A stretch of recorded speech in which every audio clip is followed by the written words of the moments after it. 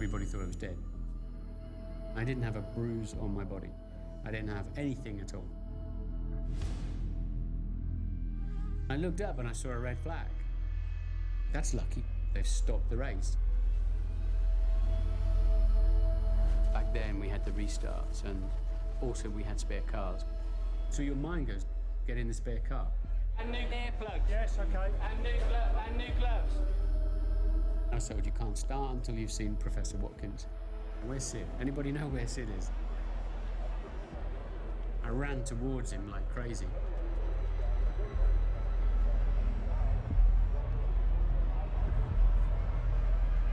I got there and he said, I can see you, okay, I just watched you run 300 meters. What's the date? I said, it's the 10th of March. He said, yeah, then you're fine, you get in the car.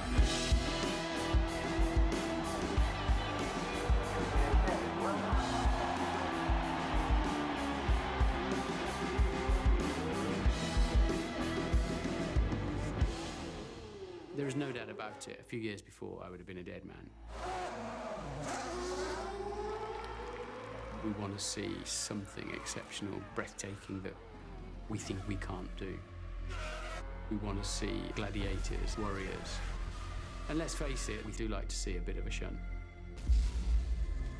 But we don't want to see deaths.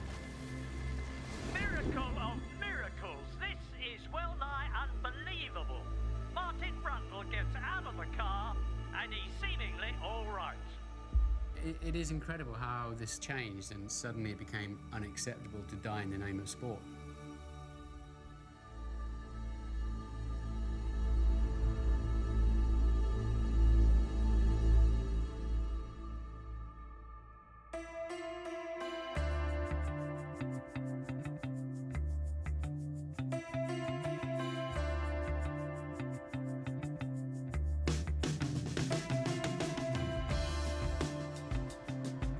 Grand Prix is like the Olympics of motorsports with the cars in all national colors. Blue for the French, green for the British, red for Italy, and white for the Germans. Until Mercedes stopped using paint on those silver arrows.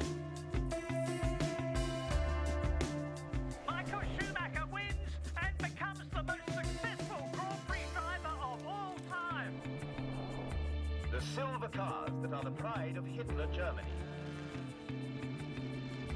Alfa Romeo wins, driven by the fabulous new Ferrari. What a feeling for Fernando Alonso. He wins the Italian Grand Prix at Monza. As the French announced they search for the fastest man in a new World Championship series to be entitled Formula One, with the inaugural race to be held at Silverstone.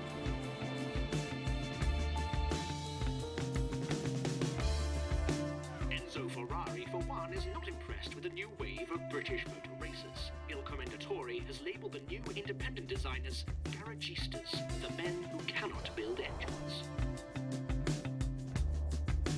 Fangio is beaten in Buenos Aires by former teammate and fastest rival Sterling Moss in a Cooper funny car, no less. What courage by these men to push these cars and themselves to their very limits. But that is Formula One.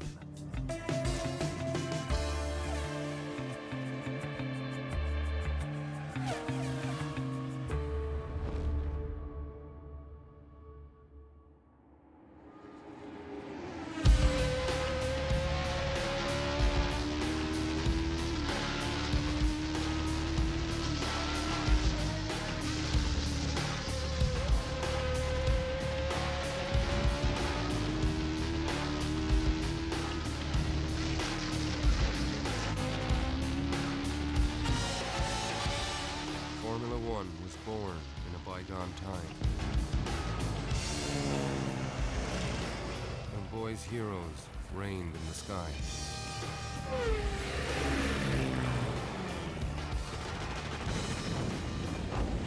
When you're young, you wanted to be a Formula One driver. You wanted to be an astronaut, you wanted to be a fighter pilot. After the Second World War, the mindset of going off and doing something courageous in a vehicle, this just naturally flowed into what became Formula One.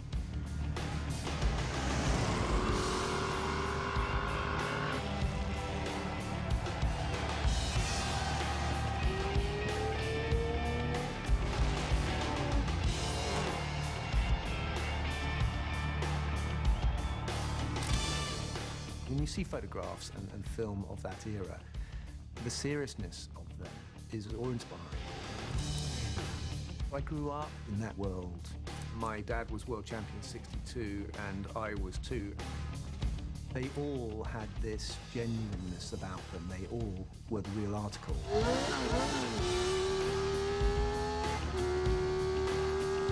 I certainly had. In respect to those that went before me, some of them are my contemporaries. I met one time, probably in my view, the greatest Grand Prix driver ever. And that includes people like Michael Schumacher and Ayrton Senna. Fangio. Fangio. Fangio. Fangio. Fangio. Juan Manuel Fangio.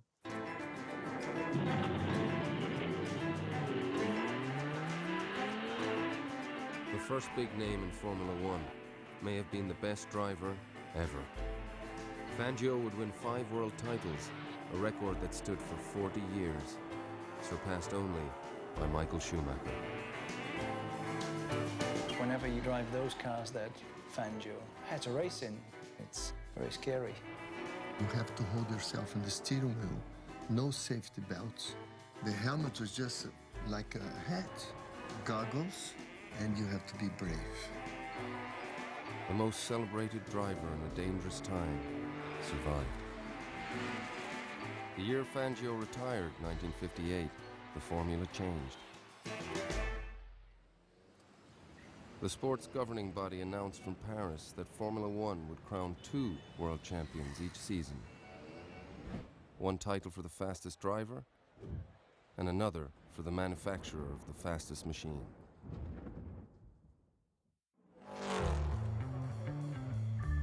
This was the evolution, you know. Each team has to take engines, take chassis and technology to the absolute limit. In this new competition, the British began to challenge the old world continental powers. All the English teams were considered to be the garagistes by Ferrari and the other racing teams. One Englishman would set the pace of progress in racing and the entire automotive world. We basically go racing because I like it. I like the competitiveness of it, I like the comradeship of it, and I also like the technical fallout that comes from it. Colin Chapman was a great character, at times a bit cavalier. I don't know about that. Colin Chapman was an engineer who learned to fly, an entrepreneur who made lightweight sports cars for the public as well as for Grand Prix, under the name Lotus. In those days, Lotus was an out-and-out racing car. My father. He was always pushing the envelope. Good engineering means you design something to its limit. Colin was the maverick of all time. He was a genius. He was the team owner that you want to drive for. By 1963, Chapman had designed the fastest machine in Formula One, and he had the fastest man behind the wheel of a Lotus.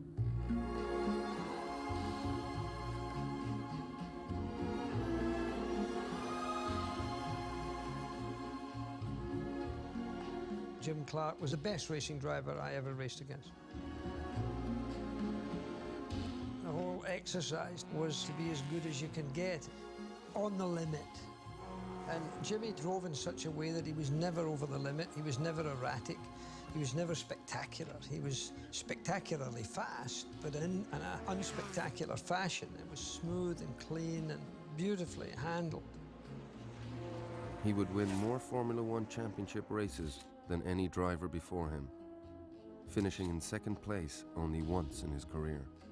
He was a country boy, he was a farmer from the borders of Scotland, quiet and almost innocent.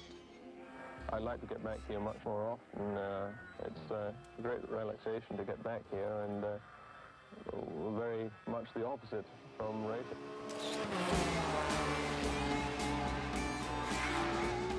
Clark became the face of Formula One, with another champion, Graham Hill, playing his affable foil. Everyone was quite close.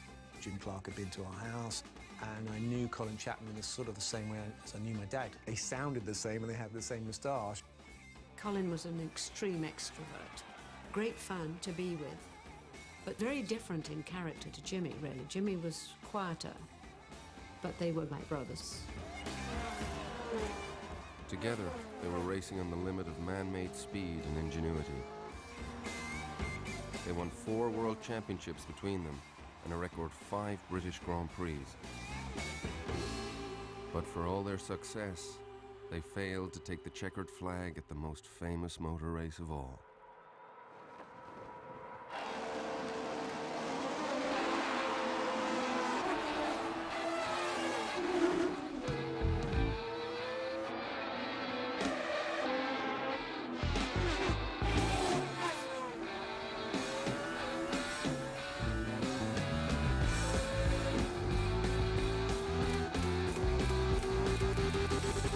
Fast cars and courageous souls from all over the world have been racing through these streets since 1929. Monaco is terrifying. You cannot believe it's possible to hold a motor race around Monaco.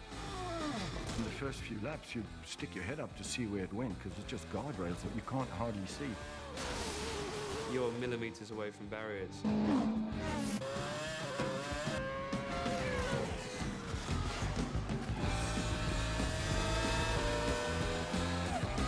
You either do a lap that you're so proud of, you're always wondering if you're ever going to do that again, or you end up in the wall.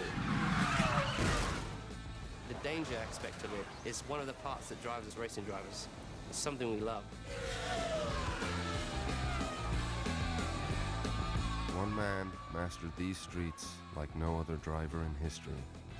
Monaco was a special place for Senna. He was the best in the world. His concentration on one lap was just uncanny.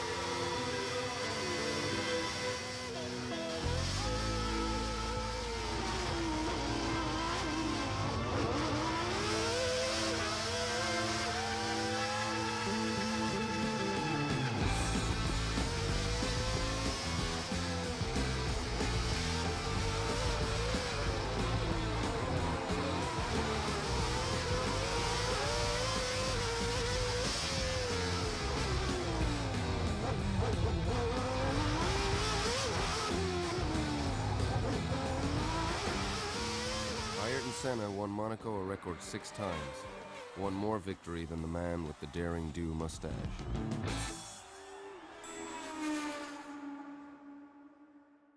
Graham Hill came to Monaco in 1966 to defend his 3rd straight victory. It's a tremendous race and a great one to come and watch. And if anybody's going to come and see a Grand Prix, this is really the one to go. It's such a nice place to be anyway.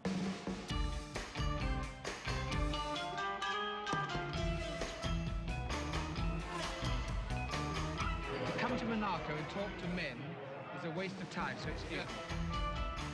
That's when motor racing was really dangerous and sex was safe. Still today, what defines Formula One is this sense of prestige. It's an event. Kings want to be there. To me, it's a thrill to see an expert at work. Upon meeting Graham Hill, you like him. Watching him made me become more interested in racing and what these men were doing. In those days, Hill's fiercest rivals were also his closest friends. The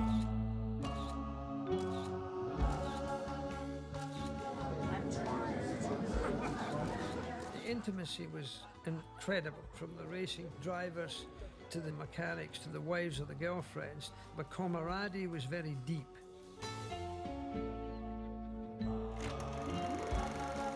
We went on holidays together, we lived together, we travelled together.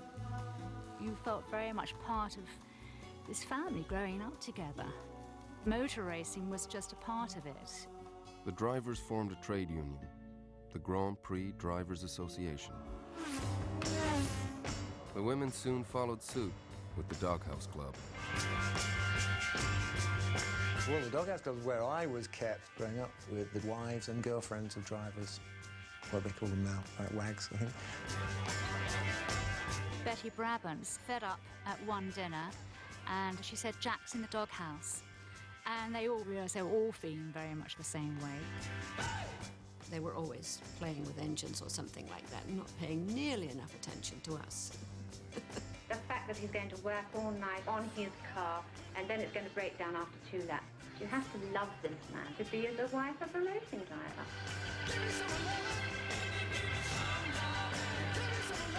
The wives did the lap scores, and that would decide the grids because there was no real sort of official timekeepers.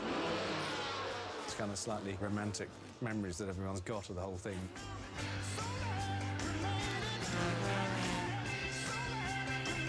We just were a clan to ourselves. They traveled by caravan, town to town, country to country, for 6 months straight. Even the most celebrated drivers raced on the lesser Formula 2 series in the off weekends to keep this family circus on the road. I drove Formula 2 with Bruce McLaren and Jochen Rindt and Jackie Stewart and Jim Clark, all sorts of top drivers of that era. I got the shock of my life because they were putting the brakes on at about the point going into the corner that I was taking them off. There is a point where you don't think you should take it beyond when you're on the edge and you're just pushing your luck a little. The problem is when you push it to the limit, it's irresistible, and as soon as you've done it, you want to do it again.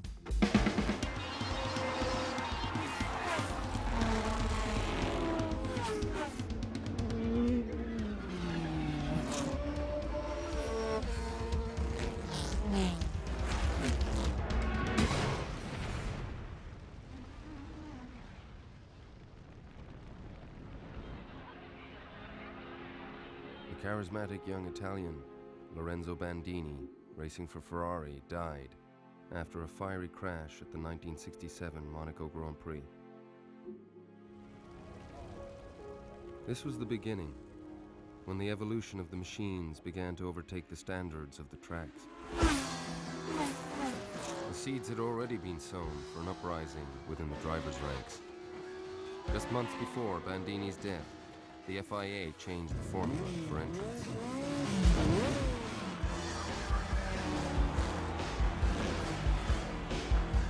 They doubled the size of the engine and more than doubled the power. They were just racing on the same track as they had done almost pre-war. The racetracks hadn't changed. The medical facilities hadn't changed. The marshalling hadn't changed. And suddenly the cars were going almost twice as fast. That same year, Colin Chapman convinced the mighty Ford Motor Company to invest in a powerhouse engine for his new, even lighter design.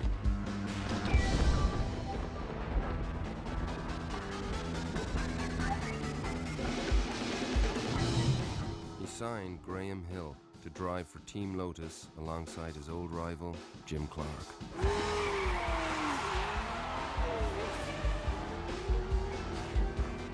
One man in motor racing started selling space on his racing machines, like billboards in motion. Sponsors meant money. Money meant making better cars. He'd paint the car any colour you wanted, as long as he could have more resources to realise his ideas.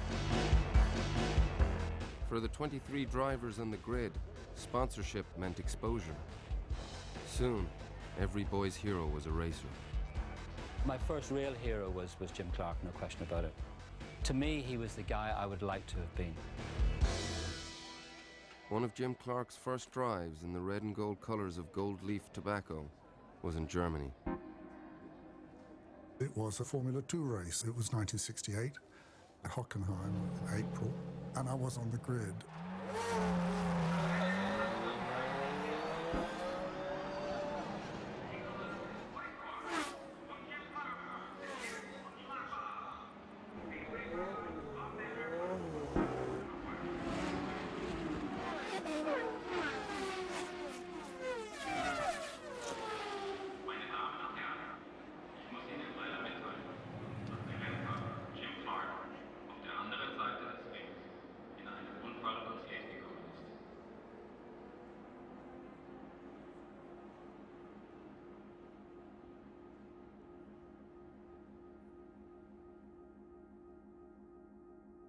The whole world stopped when that happened.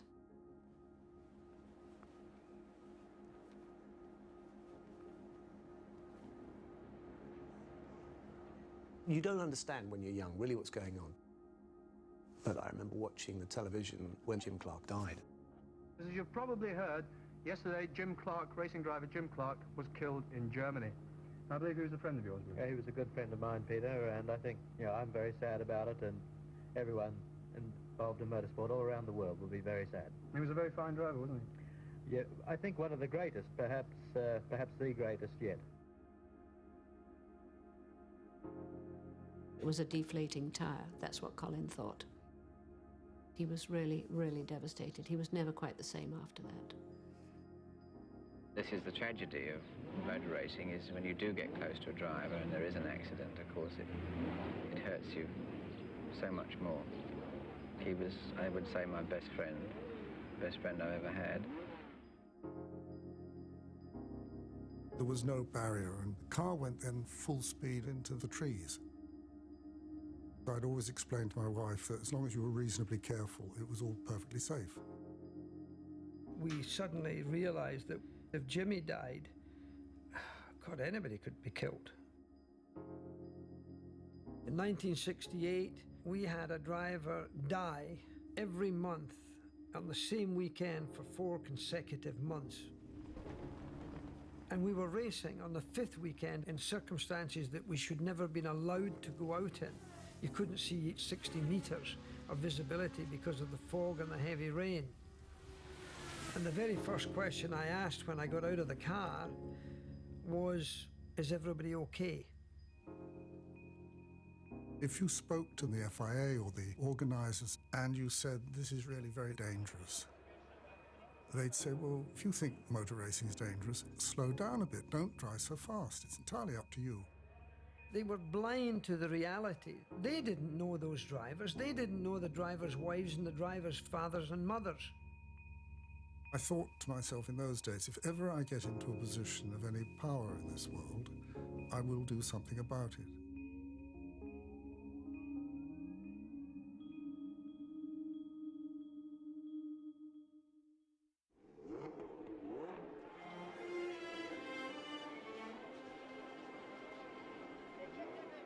One month after Clark's funeral, Graham Hill climbed back into his Lotus and won the Spanish Grand Prix.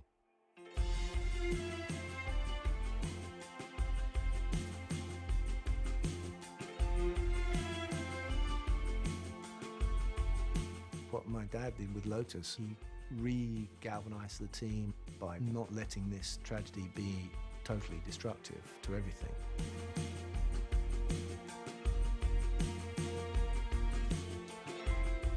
In '68, Graham Hill went on, and he still won a world championship.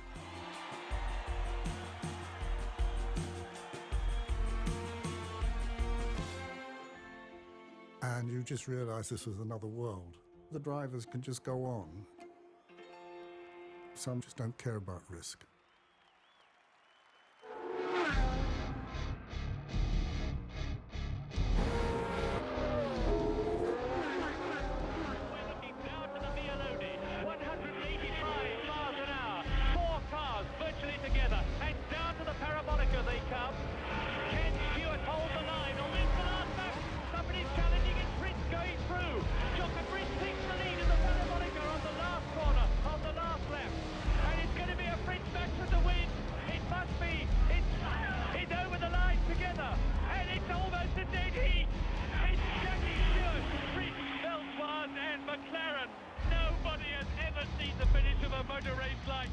I won the race by about this much from Jochen Rindt, and the crowd went absolutely bananas.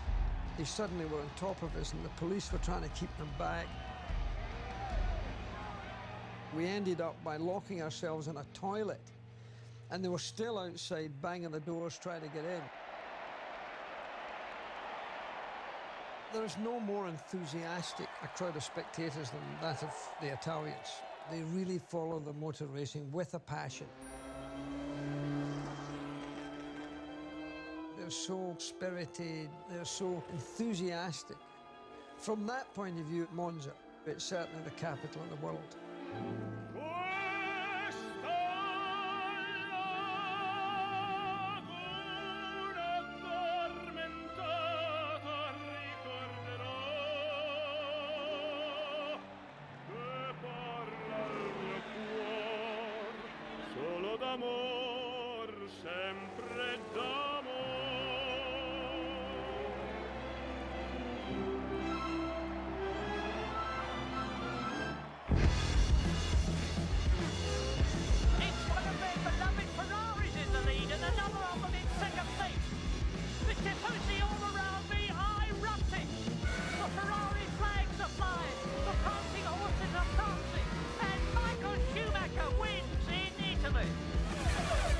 Since 1929, Ferrari fans have come to Monza, the Tifosi, tens of thousands strong, cheering, praying, crying for a German or a South African or an Englishman. The Italian fans stormed over and lifted me up and carried me down to the podium. It was incredible. In my early years, I struggled to sort of understand what it means. Ferrari, yeah, okay, it's a race car. Yeah, it's red, looks good, but didn't understand about the history. Enzo Ferrari, Il Commendatore, created a dynasty. In the first 2 decades of Formula One, his powerful engines had delivered 6 championships. Ferrari had also lost 6 drivers. Per me la vittoria più importante è quella che devo ancora conseguire. By 1969, Ferrari, like every other team on the grid, was chasing Chapman and Lotus into a brave new world. Suddenly, we were running biplanes.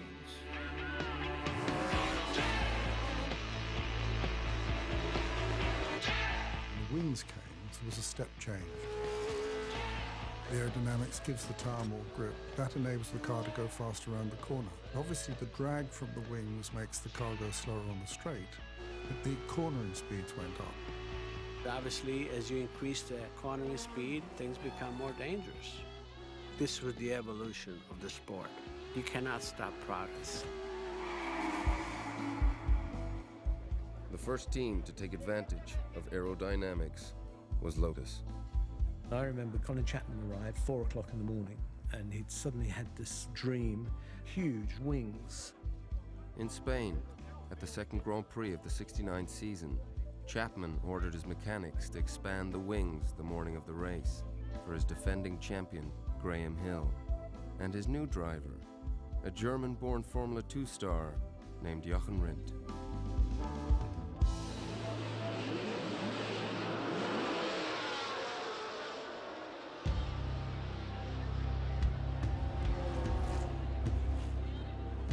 We could see from the pits, the wings appear to start to buckle. Graham's went first. One of the boys ran back to try and signal Jochen's car. Rindt's wings collapsed at the same turn in the track.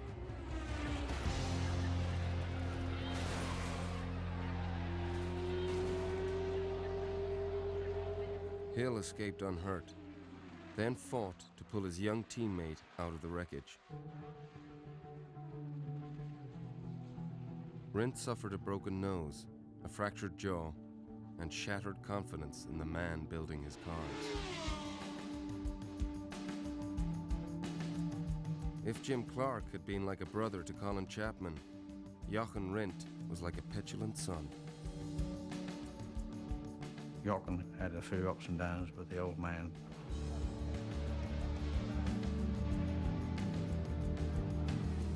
Orphaned when he was just 15 months old, he assumed his family inheritance at 18 and started buying racing cars. At 25, he married a fashion model, Nina Lincoln, the daughter of another racer. Jochen was acerbic, apt to react very strongly to situations. Es ist immer ein bisschen ein Lotteriespiel und also nehmen wir an, mein Auto halt bis zum Ende durch. On one or two occasions, Rindt wouldn't actually drive one or two cars because he felt that the design of the car was unsafe. Drivers, when they're young, they will drive whatever you give them. Jochen Rindt was completely different. I can remember at one point he put a dollar sign on his helmet. He was looking for someone to buy him out of his contract. Jochen, he had this mysterious manager called Ecclestone. Rindt and Bernie were always playing cards, and he had a sort of a live wire, sort of businessman feel about him. Bernie could handle Colin Chapman. Normally, people went up to Colin and they were more or less on their hands and knees. He wanted Jochen to drive a car that Jochen didn't want to drive, thought it wasn't safe. They had a few arguments over that. But all his cars were super light, probably not safe. It was certainly going to be quicker. In 1970, Chapman unveiled a new-look Lotus for his steely young driver that would bring Formula One into the modern age. The wedge shape, the side radiators, it was all highly advanced and amazingly fragile. The car was being developed at race meetings in the back of trucks. A lot of things fell off, broke. The whole safety thing wasn't even an issue. Let's not beat around the bush. A designer's first requirement is to make it fast. Being quick comes first.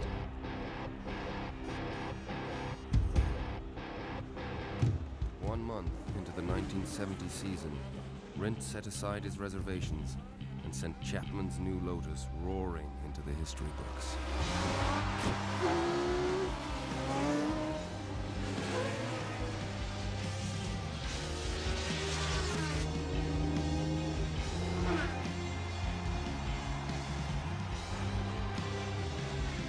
Jochen Rindt and I were the two fastest drivers, it would be fair to say. I saw a lot of the backside of his car in 1970.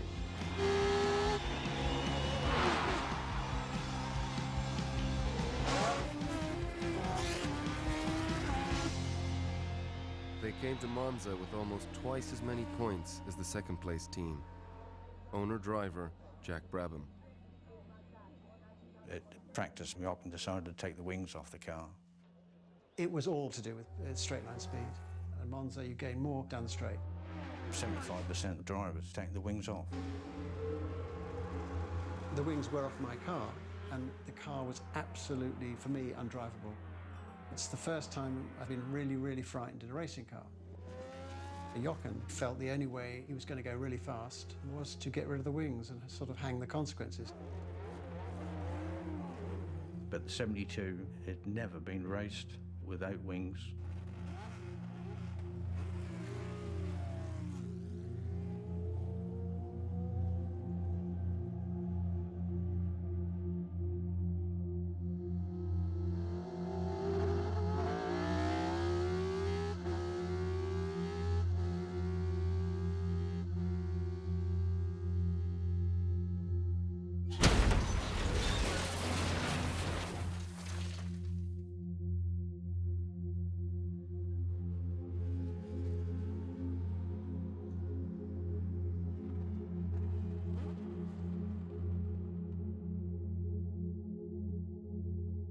I ran back to see Nina, his wife, to tell her what was happening, but I didn't know what the situation was with Jochen, but I certainly didn't want to worry her. Bernie and I ran down to the Parabolica to see what we'd find. Jochen had gone by then. He comes over that you're the last person to talk to him. You search your brain to see if that's something that you done wrong. But Jochen, he said, leave the wings off. He said, for sure.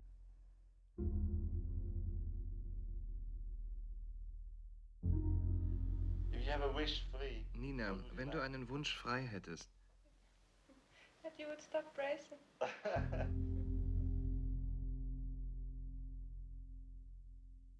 One of the first men to openly question the safety of his sport was silenced at the age of 28. 2 months later, his widow was awarded the World Championship, the only posthumous title ever won in Formula One. The lesson of Jochen Rindt was that had he had even basic, proper medical attention, he would have survived. The Grand Prix Drivers Association had a really good articulated vehicle with everything on board. The people did not put him into that vehicle. They took him to the wrong hospital. And the time he got to the right hospital, he died. Jochen Rindt was the third Formula One star to be killed that season.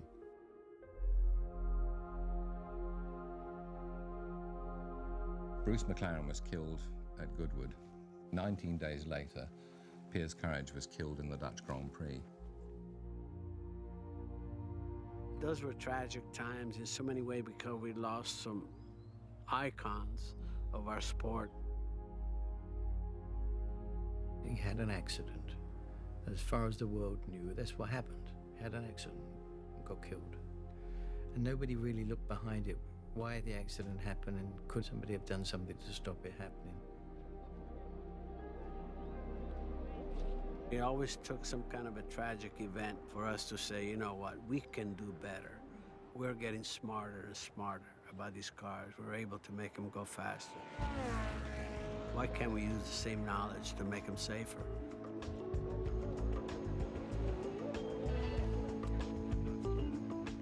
There is a parallel between Formula One racing and space. As a kid, I followed all the moon missions.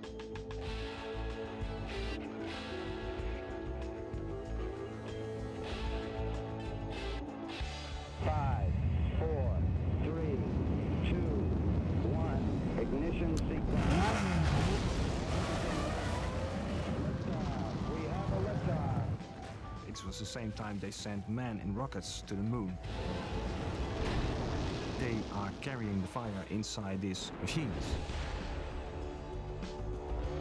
They are driving over the edge into new worlds, getting beyond boundaries. Also about life and death.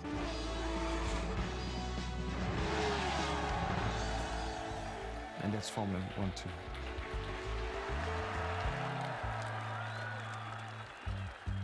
You knew when the season started, one or two of your heroes would be killed. Koen Vergeer was among the legion of boys worldwide who became obsessed with Formula One during its most violent decade. He was just 11 years old when he saw his first race, the Dutch Grand Prix at Zandvoort. We went there by train, and you go into the sand of the dunes, and nothing is organized, no signs at all, nothing. You can be lost in the dunes if you want to. And after a half an hour, you find the track.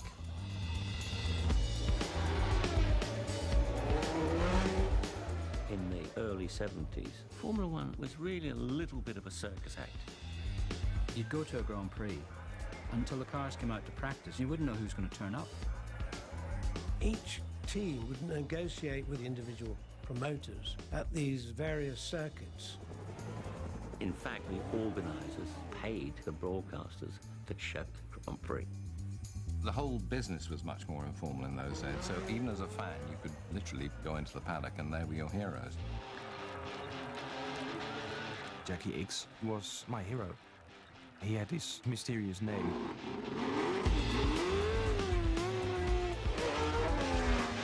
Jackie Ickx, the baby-faced Belgian, with Ferrari in 1970, was the one driver who could have caught Jochen Rindt for the championship.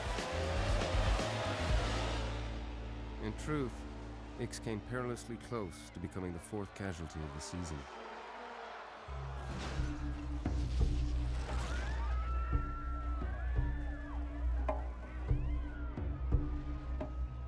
Being burnt is one of the most painful things you can have. You can be broken, you can have all sorts of things, but being burned, it's terrible. I never thought it could happen to me.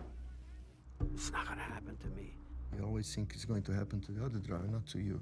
It's never going to happen to me.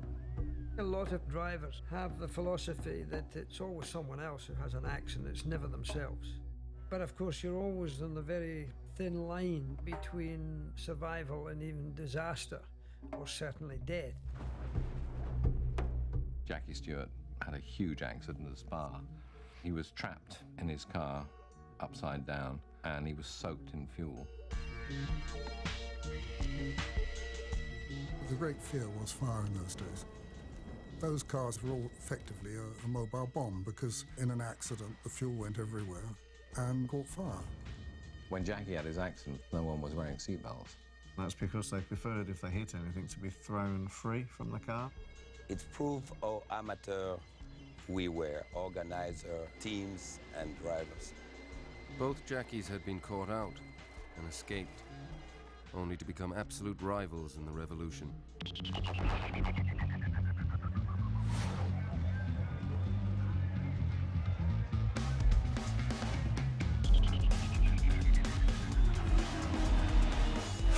Hicks won at Zandvoort in '71, while the other Jackie won his second world title. We were in total opposition, pure competition. The Flying Scot became chair of the Grand Prix Drivers Association, and as world champion, the de facto leader in the uprising. You're all wearing seatbelts because in these cars, an unfastened seatbelt is no good.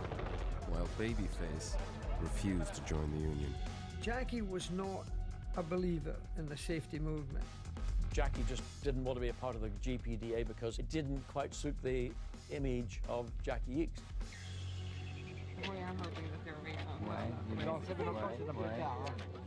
we could have something else nice. I was not part of it because that's the way I am. What he didn't like was threats. You know, we will not race tomorrow unless you do this, you know, union tactics. The FIA in those days was very weak, and anyway, the FIA consisted of the organisers, so there was no proper organisation. For me, it was a very simple black and white case. You know, we either get the racetracks themselves to recognise they needed to do more, had to put more fencing up or more barriers up. It was all costing money, and they had never had to spend the money on the racetrack before. Stewart became the new face of Formula One, as steel Armco barriers were installed at places like Zandvoort and Silverstone. Max Mosley became a constructor and team owner with March Engineering. Bernie Eccleston joined him in the paddock as an owner after buying Jack Brabham's old team. And on the wings of aerodynamics, a new stable of young guns arrived to fill the empty driver's seats.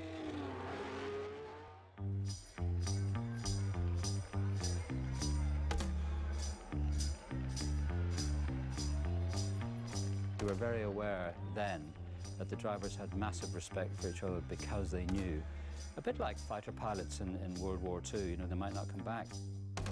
There was Jody Scheckter of South Africa, the quiet Austrian, Niki Lauda, John Watson of Northern Ireland. Other British hopefuls, James Hunt, David Purley, and Roger Williamson. The super Swede, Ronnie Peterson. American playboy, Peter Revson, whose family created Revlon Cosmetics. And the Renaissance man from France, Francois Sever, handpicked by Stewart for team owner Ken Tyrrell. Je m'appelle François Sever, je ne suis pas millionnaire, je suis pilote et je fais de la course automobile. He was like a young fighting cock. He was enormously good looking, had an incredible pair of eyes, and did a lot of damage with the young ladies. Francois absolutely idolized Jackie. He was almost up to Jackie's standard at that time. We had probably one of the strongest teams that would have been in motor racing. Everything I knew about the sport, I was passing on to him. What do you think about Emerson as a pilot? Emerson Fittipaldi. You know the guy who won the World Championship? Oh, yes. Colin Chapman had his fourth world champion in 8 years. A brilliant young Brazilian named Emerson Fittipaldi. We are like 21 drivers established in Grand Prix racing. your odds are 7-1 to survive. Colin told me, Amos, I don't want to get too close to you. And you know the risk you have. And anytime I can lose you. Sever's going to be your danger, I reckon. Well, you beat him, I reckon you win the race. That was Colin Chapman. My first Grand Prix was in Silverstone, the British Grand Prix. Graham Hill walked into the room. It was like, almost like a god walking in.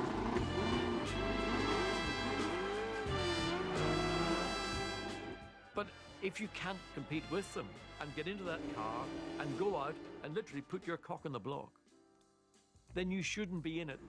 The cars now coming up onto the grid, and they'll only be held there for seconds before the flag falls and the start of the race.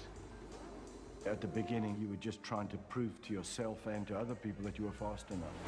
The flag's up. Jackie Stewart going through on the inside behind Ronnie Peterson. Jackie Stewart made a blinding start. It's still Peterson just holding Stewart out as they go through Cox for the first time. What a driver is there for is to take it to the limit and keep it at that limit, and that's in every part of every corner. It's keeping it right on that limit. And then Francois Sever, Jody Scheckter's locked in. Jody Scheckter has been hit a multiple shot at the end of the first lap. Jody Scheckter with the McLaren.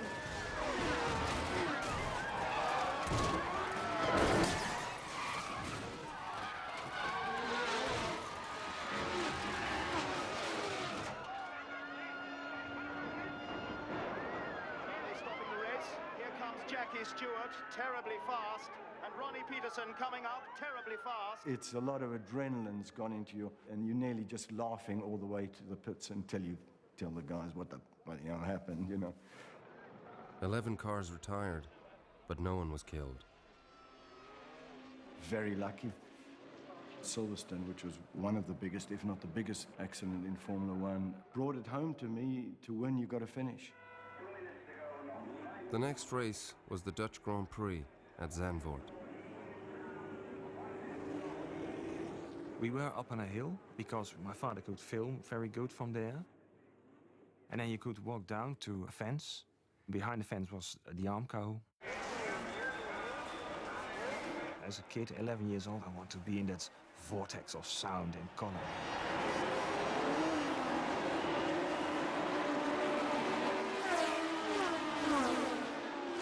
The sound goes through your bones into your stomach somewhere. I remember the first time I saw the cars coming, I thought, this is my world.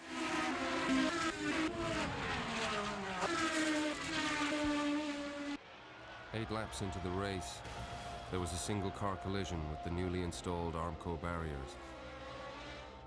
I saw a car flying through the air, and I looked straight into the cockpit. But it was in a flash, and the car smattered on the asphalt.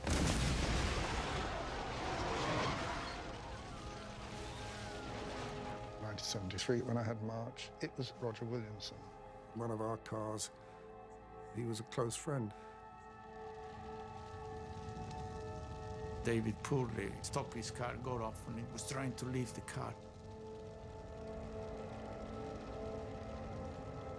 And it was all, lots of people just watching. Nobody came to give him a hand, and he was desperate.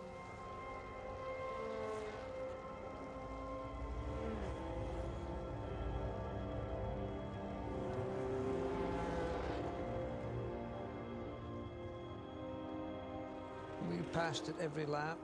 Yellow flags were being flown to slow us down, but the race was never stopped.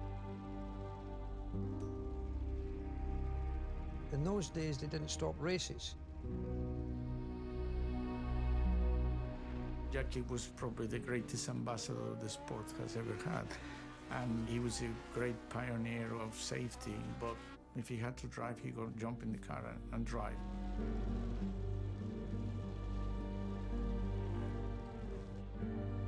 When the visor goes down, you escape from the grief, the dramas, the troubles, the pain, the suffering. And it was only when you came back, you know, the visor went back up, that reality you became aware of. again.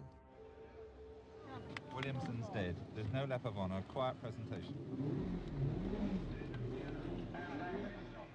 It's clear that in racing, we are all the same. In life, you need just some extra luck. For me, as 11 years old, it was terrifying, but also fascinating. What was happening there? I think they thought we were gladiators. And if you went into the Colosseum, you knew there was lions in there, and the chances are you wouldn't get out. I really began to cry, but at the same time, I thought, how can you cry about someone you knew nothing about? He was an ordinary working class lad who'd just done it by his own talent. Those things have a big, big effect on you. The year Roger Williamson died, the FIA established mandatory on-track rescue equipment and fire regulations. By then, the Doghouse Club was raising money each year for the families of fallen drivers. Because there were things that could be done, maybe it was immoral, but on the other hand, I couldn't say, because there were people who wanted to do it. The only requirements to replace the fallen on the grid were guts and money. Lord Alexander Fermor Hesketh, the 3rd Baron of Hesketh. Lord Hesketh was 22 years old when he formed Hesketh Racing. I got into racing entirely accidentally. I just met the prettiest hooker I'd ever met in my life. And I saw this postcard counter, and it had this charming teddy bear. I drew onto the teddy bear a crash helmet and a Union Jack. I think it has an atmosphere of the old-type Grand Prix teams, and I think that anything truly British deserves supporting. We were there to have some fun. That was about it. They were slightly upper class, weren't they? Lord Hesketh and so on. The more serious journalists thought that one didn't come in and go Formula One racing like this and drinking champagne and having fun. Not on. We don't want any pictures. We don't want any pictures. We got a driver in F2. He hasn't got a very good reputation, but he is very, very fast. His nickname is Hunt the Shunt, because he tends to crash cars. That's why I wanna be a rock star. I wanna be the king. I wanna be. It was not dissimilar from a man owning a very expensive horse, and his jockey happened to be James Hunt. You just want to get a level. So if I say shucks and fuck and all that sort of stuff, oh dear. Well, I'll cancel it then. Can we rub that out? He drank a lot and smoked a lot of funny things. He had his fun. He had girls to die for. It was the kind of thing you read in your comic when you were a kid growing up and dreaming of being a Grand Prix driver. James was the epitome of everything a kid wanted to be. James was so attractive as a person. He not only attracted girls, but he also attracted a lot of men. I mean, I don't mean like that, but you know, he just had that ability to charm people and freedom within himself that some people found a little unnerving. When you go around with these races, you start to know almost everybody here. It's like a big family for you, and you get their big interest with. It was a lot of fun. There was a transition on the world, young people. The sideburns, the bell-bottoms trousers, the hippie time. 4 hours west of Woodstock, New York, Formula One hosted an outdoor party every year for 2 decades.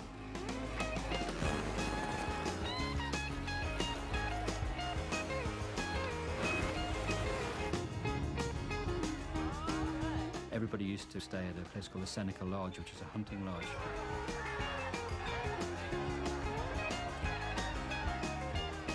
With all the American hooping and hollering, and it was a great scene.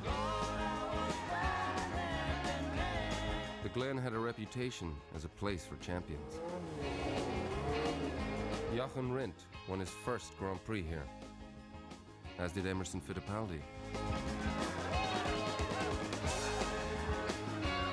François Sévère won in 1971 and was runner-up in 72 to his mentor.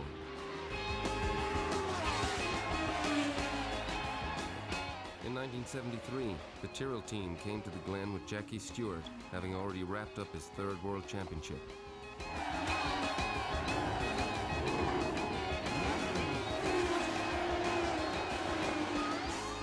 In 1973, I had decided that my last race would be Watkins Glen, my 100th Grand Prix.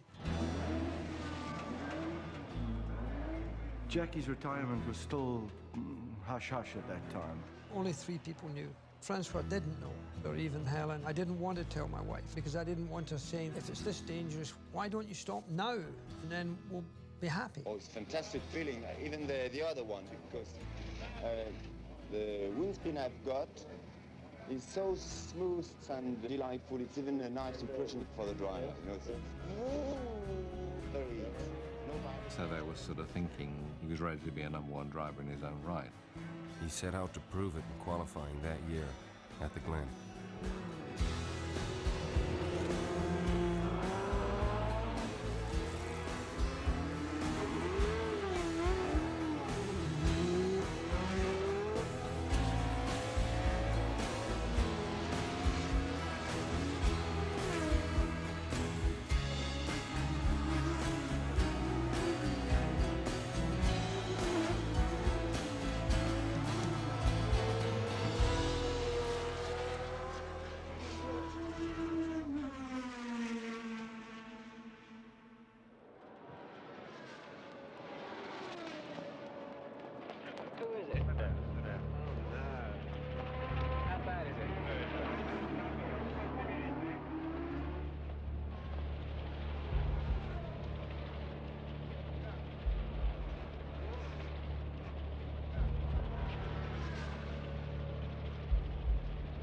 Sévère. Bloody hell.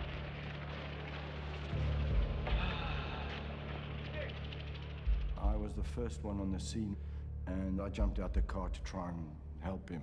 I remember then trying to get his belts and then just turned around and I knew it was all over. It was the most horrible sight. I wouldn't want anybody to see that ever. Nothing broke in the car. It was just going too quick. He hit one barrier, then he went across the circuit, hit the other one, and that torn the car over. And maybe the barrier would have been a little bit higher, then it would have been okay, but we would never know. Because of the incident on the circuit, practice for today for Formula One cars is now concluded. Went back to the pit. I didn't say anything to Colin, to my wife. I just walked into the parking place where there was nobody. And I want to pray with God and say, what I'm doing here, help me.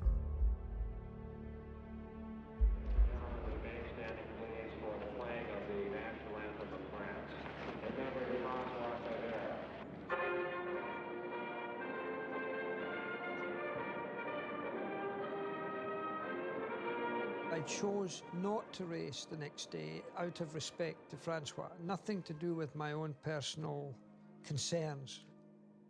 It was an unfortunate way to end a career. But in the other way, maybe it was part of why I never wanted to race again. I think it was the right thing not to race.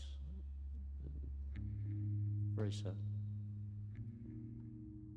I was just so angry that the sport could do it in this way and continue to do it in this way and not sufficiently change itself to put its own house in order.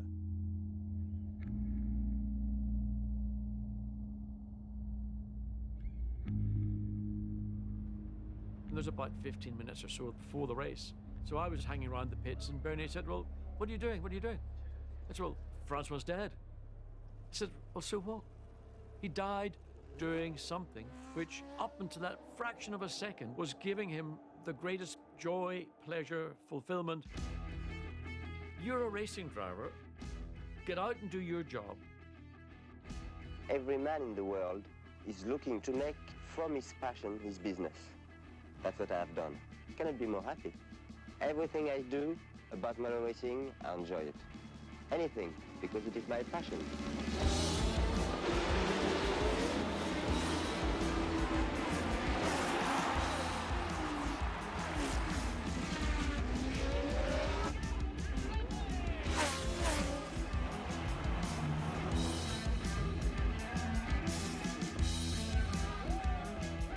When the guys flying the Mustangs came back in from 5 or 6 hours over Germany, and they probably lost 15% of the formation, they went to the bar.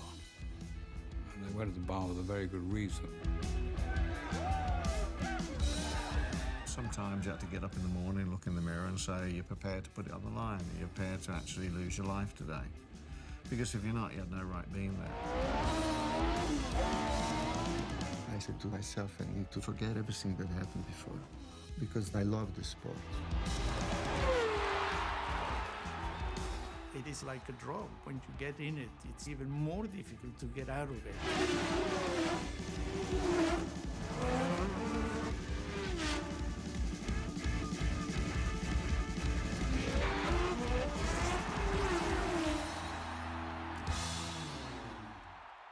In 1974, Emerson Fittipaldi began to fill the void left by Jackie Stewart, both as the fastest man and the voice of reason.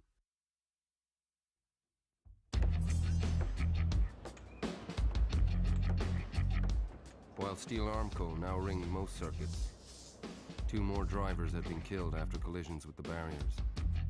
The American Peter Revson and a young Austrian driver in only his second start, Helmut Koenig. The marshal appeared with his helmet. His head was still in it because he'd gone under the barrier and just took his head off. It was a nightmare. I remember in Barcelona, Friday morning after practice, I saw the ankle barriers hold with just bolts, no nuts, and wire. And I touch one, I kick and fall. Fittipaldi, now with McLaren, refused to even practice. The organizers of the Spanish Grand Prix threatened to impound all the cars on the grid if the defending champion did not drive. I thought, this is a world sport. I cannot believe that a world sport is run like this.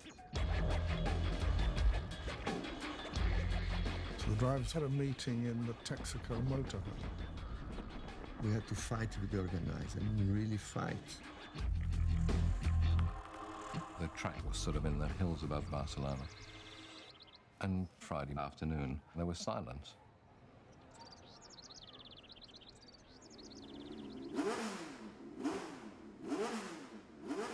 Then there was just one car, just one engine. Somebody said, it's got to be X. While Jackie Stewart had stepped aside, the other Jackie was still in the title hunt. Babyface X had taken Fittipaldi's place at Lotus. Motor racing, frankly, you have to be individualistic in a way, and also selfish. The Pavlovian reaction to the sound that they could hear, that was it. Then they all got in, they drove. It was a very, very tense atmosphere, extraordinarily tense atmosphere. The actual team mechanics were bolting these barriers together. On race day, Fittipaldi held true to his word.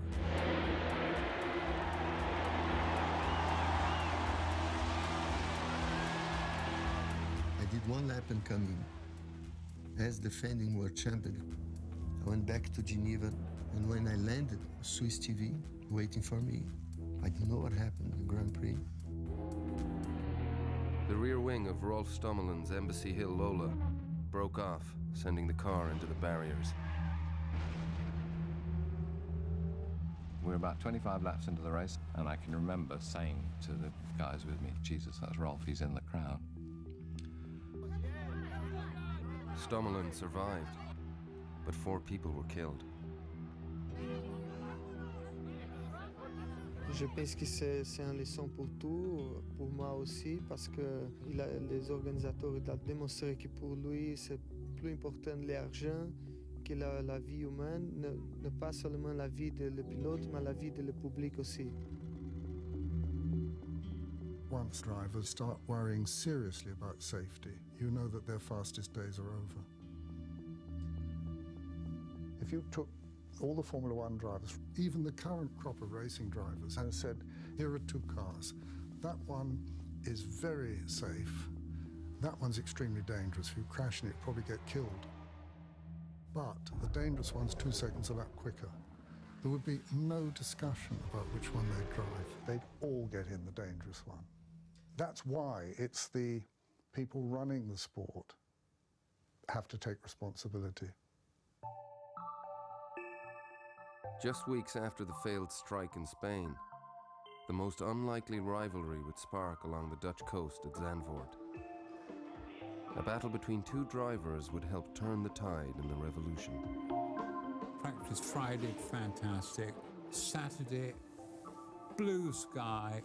Wake up Sunday morning and suddenly it's pissing with rain. Absolutely pouring rain.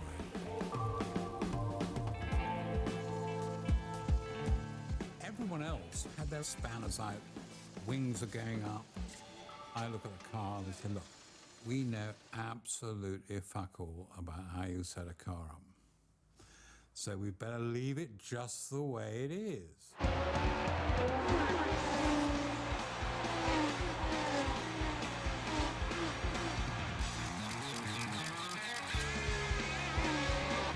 James does 4 laps and he's in front of both Ferraris.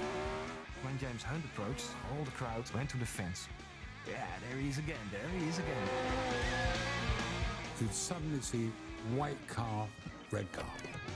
Niki Lauda in a Ferrari. Getting closer, getting closer. Oh yes, keep him behind, keep him behind.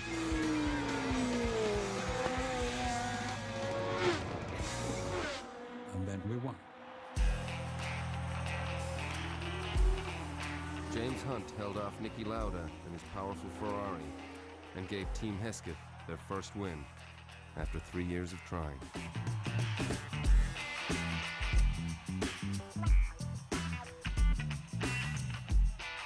That's just brilliant. You know, the David and Goliath, fantastic story.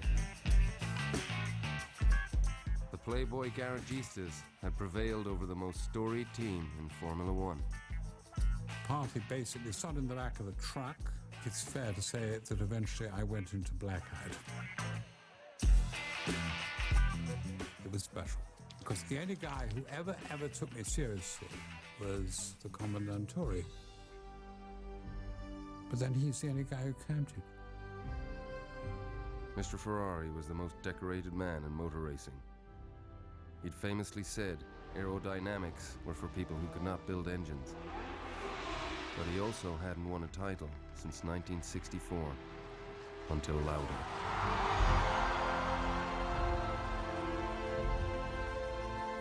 You know, in Italy there are a lot of emotions around the racing team. If you win, it's quite easy. If you lose, it's quite difficult. Niki was a clever guy. He's a good operator. Probably the ideal Ferrari driver. Nick is very technical, cool. James, even being English, he was very emotional. He'd come in my motorhome before every race. Emerson, can I use your toilet? I said, James, come on. With one epic win under his belt, Hunt left the teddy bear behind for a chance at the title. He signed with the '74 world champion constructor, McLaren. Those days, you got 5 years. With the death rate and everything else, he had a new future. The McLaren outfit was very structured. Everybody wore uniforms, but James just wore whatever he wanted. While Lauda took the role of champion, leading the charge for safety in the drivers' union, Hunt became the new face of Formula One. I don't know whether the drivers today go out and party till 3 o'clock in the morning and jump into the car. Who else could do that? I don't think you can get to that level being, you know, just who you want to be. You have to be, to a certain extent, what a racing driver is supposed to be. You know, quick. Hunt took pole position in qualifying for the first two races in 1976. While Lauda took the checkered flags.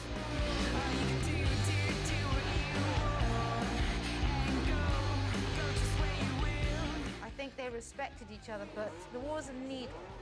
Nicky really wanted to be a cool guy, and he wasn't quite a cool guy, and used to wind James up whenever he had the opportunity. What about this fellow James Hunt this weekend? James Hunt won his Grand Prix in Holland, so I think he's a very, very strong competitor now. Nicky would psych the other drivers out just by talking to them, I mean. Hunt's first win came in Spain, but it was taken down when the wing in his car was judged too wide. I don't know how wide it is anyway, you know. I didn't even know there was a rule about it. I just drive the damn thing.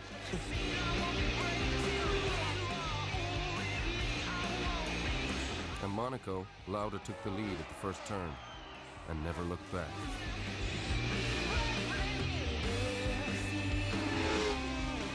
It was his fourth win in 6 starts. He didn't seem spectacularly fast, but he won races, and you could rely that he's not going to do anything stupid. Hunt stormed back in France, and after a disputed start, took the checkered flag before a home crowd in Britain. For victory, claims fifth, and James Hunt crosses the line to win the British Grand Prix. Well, now, James, they've changed the regulations concerning the wings, and yet you're still extremely fast. How do you do it? Big balls. Forget it. Can't you print that? But it's true. The difference between drivers is maybe the quantity of desire you have to win races, because the talents are equal. That includes whatever the weather is, then you have the race course. Monza, Spa, Monaco, they were quite famous tracks, but one was reckoned as a symbol of pure driving. It's the highest possible challenge. In the shadow of Germany's Eifel Mountains lies a monstrous racetrack, 22 kilometers around.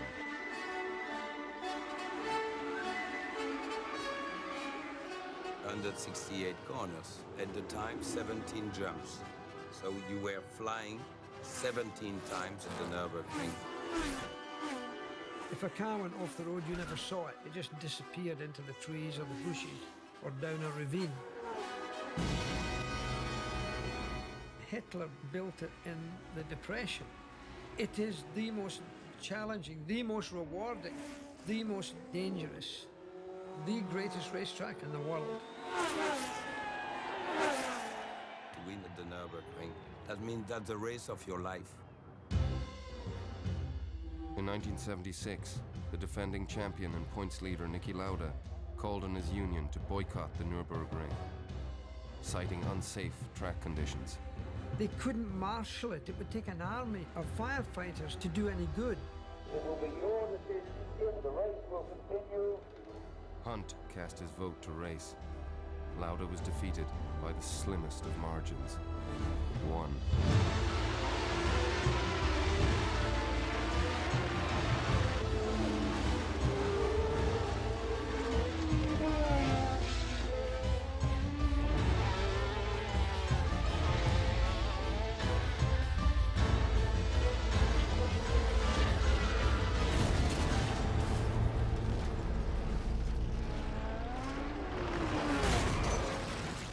Came around the turn. He was sideways in the middle of the track. His car was on fire.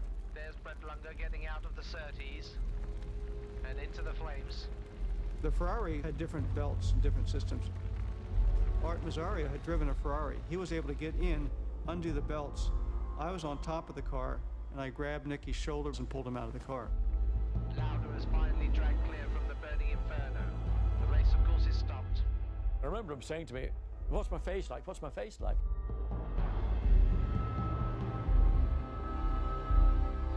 In fact, we didn't know he had ingested a lot of toxic fumes from the burning resin and fiberglass of the bodywork of the car. People were already talking about him in the past tense. We were both certain that when we turned the radio on, we'd hear the morning news saying he was dead.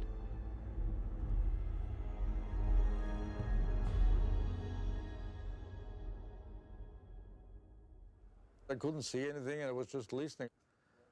Must have been in hospital. My wife came into the room where I was lying, and she started crying. So, which didn't certainly help me. I told her afterwards, I said, listen, why did you cry when you come in? Because I felt bad. She said, unfortunately, I only recognized you on your feet, because I was burned so bad in my head and everywhere that she had a shock. And that was the real issue at the time, so I thought, shit, I must fight now to stay alive.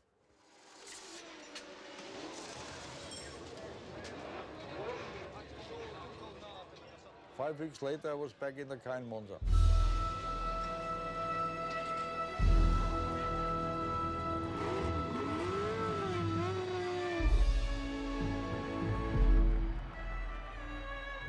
Nicky walked down the pit lane to where my team was, and he said, Brett, thank you, and then walked away.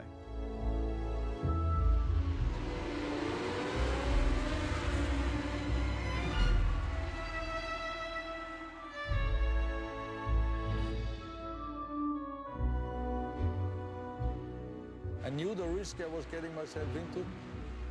The easy way back is to drive as quick as possible. Don't wait.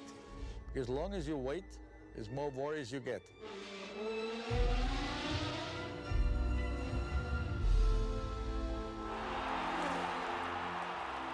He finished fourth and, you know, kept his World Championship hopes alive. That's the most courageous thing I've ever seen.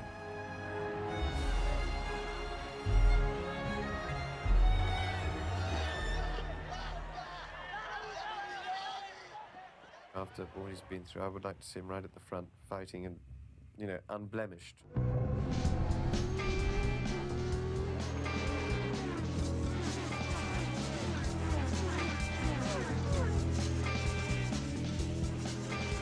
Back against the wall, James Hunt went out and he won these two races through just sheer determination and grit. But there was something magical about what Niki Lauda was doing. He was a very tough competitor, but most people questioned his sanity. That accident gave him charisma.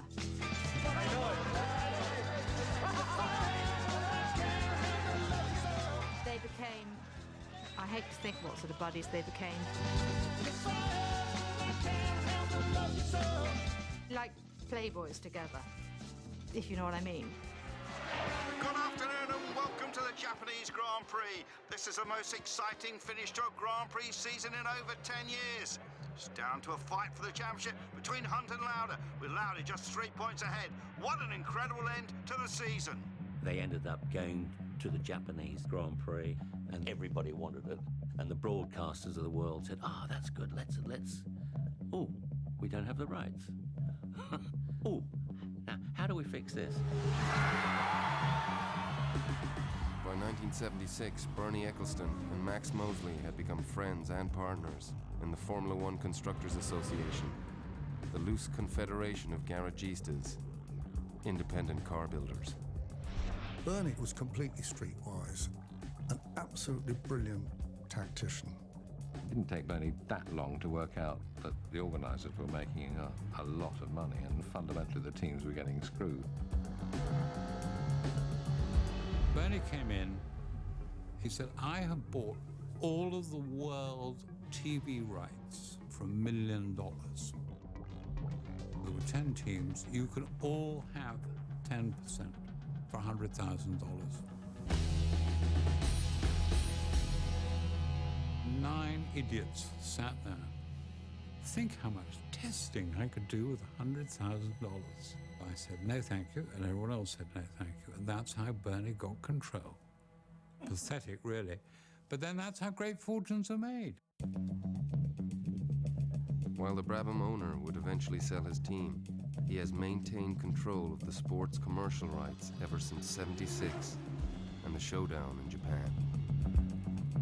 Bernie said to the broadcasters, you can have the rights going forward. But you've got to show every Grand Prix. As they say, the rest is history. In Fuji, it was raining all day long that we could not drive. At 4 in the afternoon, the race director came and said, we have to start the race now because of television time. And I said, look, the rain is the same. Those early days, things were run a little bit more like a dictatorship rather than a democracy. It was me that said, we're going to start no matter what. And the Japanese Grand Prix is underway. James Hunt's made a superb start. That's exactly what he wants to do. Get in front of all those cars. Because when you're in the front, you don't have that spray. When you're stuck behind, in second, third or fourth or wherever, you have this massive plume of spray in your face. It's impossible to see anything. James Hunt in the lead in the Marlboro McLaren. This is the start he needs. The visibility, especially at the beginning of the race, was no more than 20% at best. Look at that mist. How can they see anything driving in these conditions? 180 miles an hour, you're listening, and then you're watching the side of the road, and if the car in front of you stops, you're going to be in trouble. And there's Jody Scheckter going down on the inside. Perhaps he thinks there's better grip down there on the inside. And there, Lauda in the pits already, having a cockpit conference with Forghieri, the leader of the Ferrari team. What's happened to Lauda? Nicky decided to stop. And there is James Hunt in the lead. And Lauda seemingly out of the race already. He stopped, that was it. In the entire 40-odd years I've been involved, that's the only time I can remember a driver actually stopping because the conditions were so dangerous. Just incredible. And he's spinning. Really close to taking James out of the race completely and out of the World Championship. It takes big balls to make a decision like that. Some people may think it's cowardly. I think it's probably the opposite. He went against all the things that being a Grand Prix driver at Ferrari are about. In other words, you drive for Ferrari, not yourself. And if you've got to die doing it, so be it. Die, but at least die trying. Ferrari were actually embarrassed for him. You know, no, the car is, the engine is finished and all the rest of it. Lauda actually got angry when he heard them doing that. I told it straight. He was the one who resisted the myth of Ferrari. And he said, no, who said that before, to Enzo Ferrari. To these days, I think I would never forgive Niki Lauda. That particular moment, he thought it was too dangerous for him, and he forget the 50, 60 people from Ferrari helping him to achieve. The thousands of people in the whole of Italy, he forgot all of those people in that time, and their beloved Lauda, he became selfish, and he said, no, I don't want to drive. I don't regret it. But I already saw what can happen. And so we've got about 4 laps to go, and James Hunt is still second. The championship wasn't settled there and then when he stepped out of the car because James had to finish third or higher. And James Hunt's in the pits with one bald tyre and the other's flat. And there is Mario Andretti in the lead. Now where does that leave Hunt as he exits the pits? Is Hunt still in the championship? Hunt? James Hunt racing for his life. I think Hunt is currently fourth.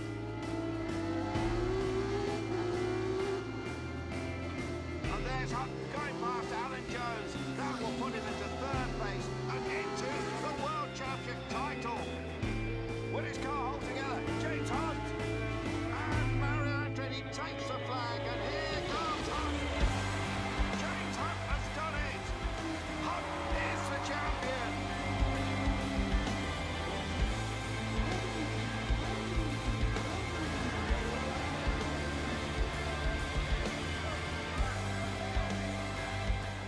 when he got out of the car. James didn't know if he'd won the championship. He thought he'd finished fourth.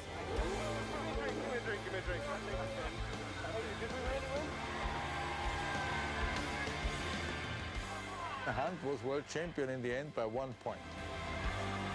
Dramatic Formula One folklore, it would be there forever. I met Nicky, the first thing he said to me was, "I loved your father." And, I mean, I think Dad quoted at the end of the season, he wished he could have shared the championship with Nicky. They both deserved to win it, and he wanted to share it with them. But he couldn't, obviously. There can be only one.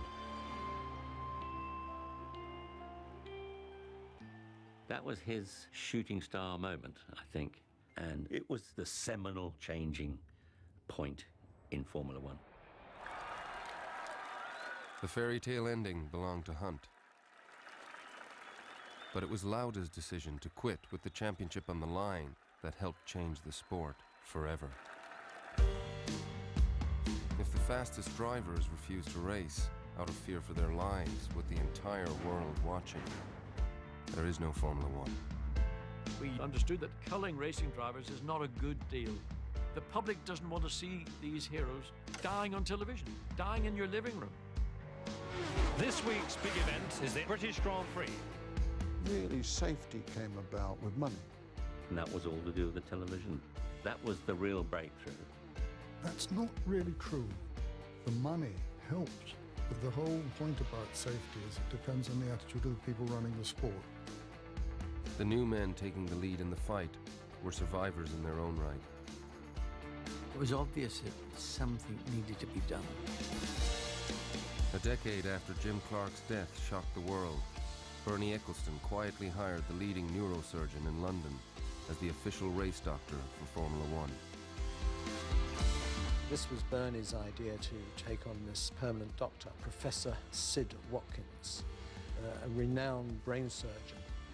The first year with Bernie was a very difficult year because nobody wanted Sid Watkins at the circuit. They've got their own doctors and they don't like some Englishman coming along and saying, you know, we want to do this.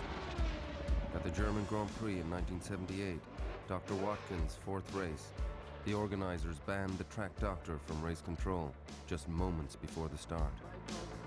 Bernie says, we'll pack the cars, we're leaving. Race control replied, what am I going to do with 80,000 Germans who are here? And Bernie said, you can go and tell them to fuck themselves. And they said, the doctor can come back here.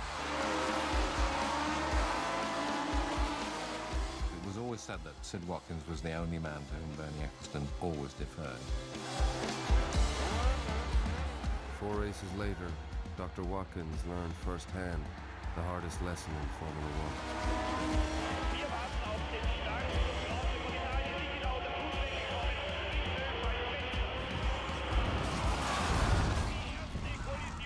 Ein Wagen ist rechts gegen die Leitplanken gekracht und in Flammen aufgegangen. Feuerunfall unmittelbar nach dem Start des Grand Prix von Italien. Es ist der Lotus von Ronnie Peterson. We watched it on TV. James pulled Ronnie out of the car. I was prevented from getting there by the police for about 20 minutes or so. I mean, it was absolute mayhem.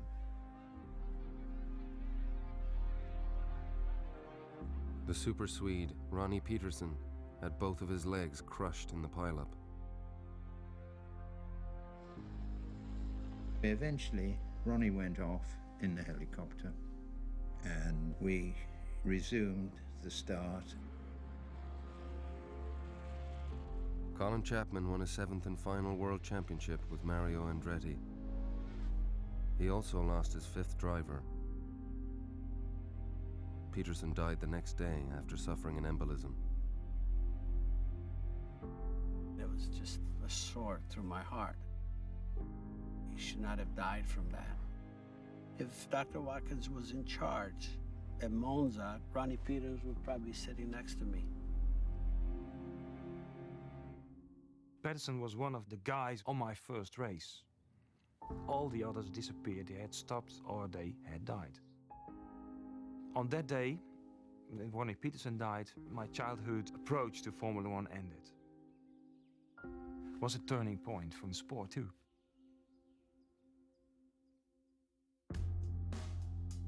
From that race on, Dr. Watkins began riding in a safety car behind every start for the most dangerous lap of every race, so he could be on hand in the event of an accident.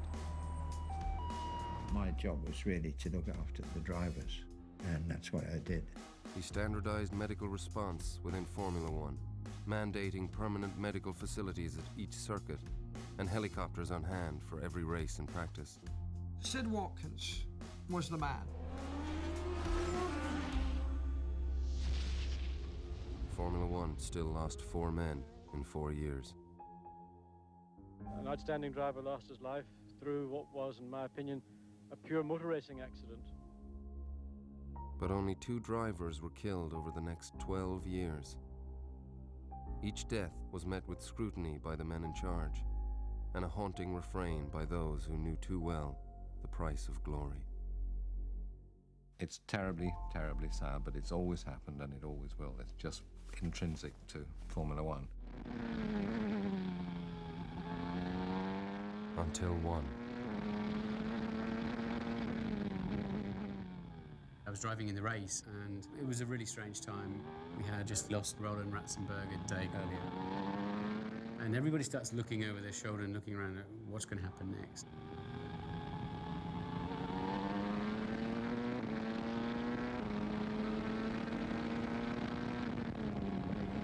And I remember that evening we were talking about, yeah, but it was Ratzenberger. It was like his first race. Not for 1 minute I thought that it could ever happen to Senna. The 3-time world champion had become the new face of Formula One. The one driver who could finally challenge the great Fangio. You had this great vision of a megastar in Ayrton Senna. He was revered. He was probably the most popular world champion because he had everything, and he brought great style to Formula One. He brought it to another level. He was one of the most gentle people that you could imagine. He was getting old and he was starting to campaign heavily for safety. You've seen the movement? He's all right. He's all right. He's shocked, of course, but he's all right. On Sunday morning, just before the race, I said to Merton, you know, you're the fastest guy around. Why don't you quit? He said, I can't quit. I have to go on.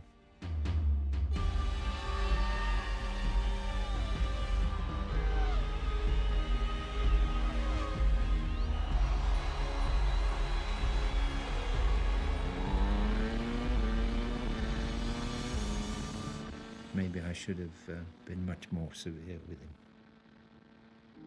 But then, you know, you've got responsibilities to all of those boys. And they were boys to me, you see, because I was so much older than them.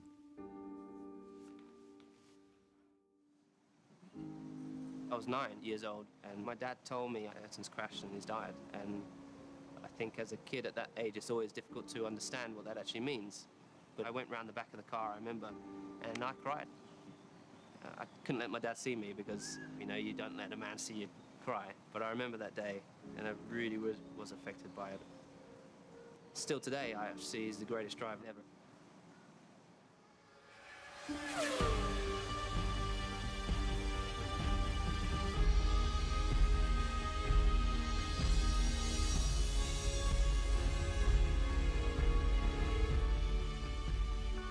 The biggest difference between the death of Jim Clark on the 7th of April 1968 and Ayrton Senna on the 1st of May 1994 is that the world needed to know the answer as to why this had happened. Why is this man dead? Why is motor racing so dangerous? The death of Ayrton Senna was relayed by television into the living rooms of millions of people around the world, to people who didn't really know about motorsport but knew of him. Somebody had to be blamed. The new president of the FIA had been on the grid the day Jim Clark died. I think it's distressing that so much of the press doesn't appreciate the realities of the situation. Max Mosley had ascended to the ultimate position of power within the sport just months before Senna's death. They were absolutely concentrated on why did Senna have the crash? Totally irrelevant. It's a sport done at the limit of human and mechanical ability. When you do that, you're going to have a crash. The interesting question is not why he crashed, it's why did he get killed? Mosley called on Dr. Watkins to lead a scientific examination into every aspect of the sport. Max had a clear message saying that whatever is happening to a car, there should be no reason to die in a car.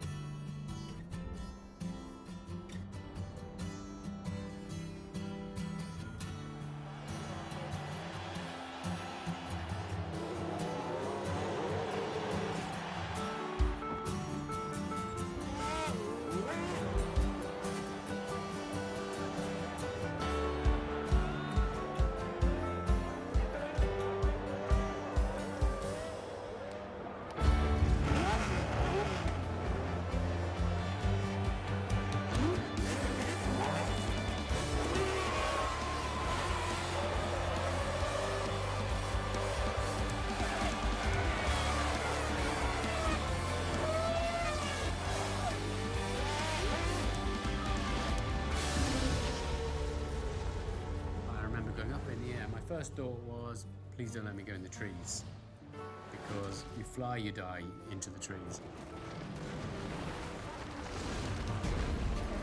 Then it starts to roll. It feels like being in a tumble dryer or washing machine. When it stopped, I could feel this liquid running down into my overalls. I could smell fuel, and I thought I was going to catch fire and burn. This is what we feared at this corner, and that was very nasty indeed. That's the first big accident since Ayrton Senna, and the whole world was watching. It was the first race where they raised the headrest up beside the driver, and that played a big role in me not being injured at all. Not only was he alive, but he got back in the race.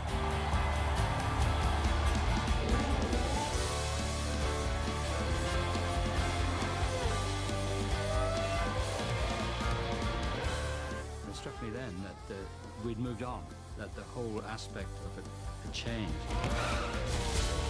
What happened was the attitude changed, and Senna gave the impetus to really go into safety on a scientific basis. In an arms race for speed, no expense has been spared for survival.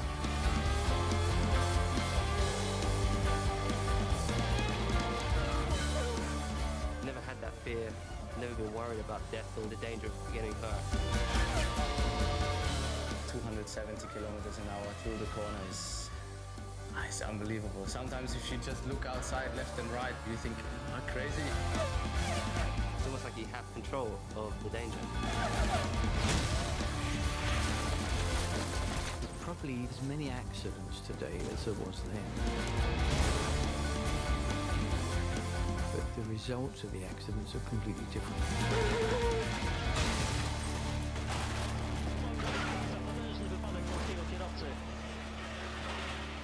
Have you seen the accident on TV? Well, yeah, I have seen it also live when I was there, but...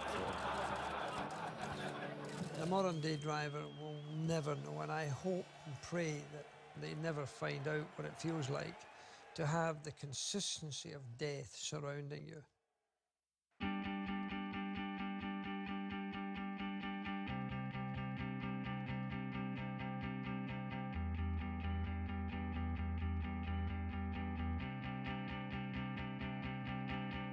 The idea was not to race and die. The idea was to race and to last as long as possible. After all I have said about Jackie Stewart, I really did appreciate what he started. All this feels strange and untrue, and I won't waste a minute without you. Emerson and I have been talking about it today, actually. We're very grateful to be alive, to actually won the races we've won and driven.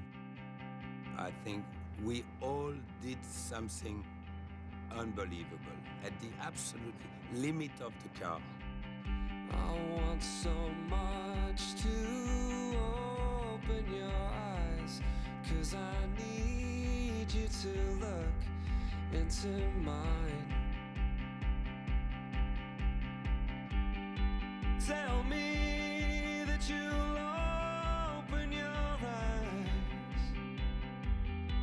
Tell me that you'll open your eyes. In our day, you knew if you made a mistake or something broke, you had a good chance you wouldn't get out of it. All these drivers, they had a glamorous life, and they were incredible. I loved my sport, and it was rewarding to be with my friends. I'm knocking on wood every day that was one of the lucky ones that really dodged the bullets. In the end, we were able to use all these developments to literally revolutionize the crash safety with the ordinary car industry. That's why it's such a fantastic sport. It pioneers the evolution of the car and going faster. But safety's got to come first. 3,000 people get killed every day on the roads worldwide. You make a 1% difference. Even 1% is 30 people a day. Really, that alone justifies everything that's happened in Formula One. But you see, one's always haunted by the past.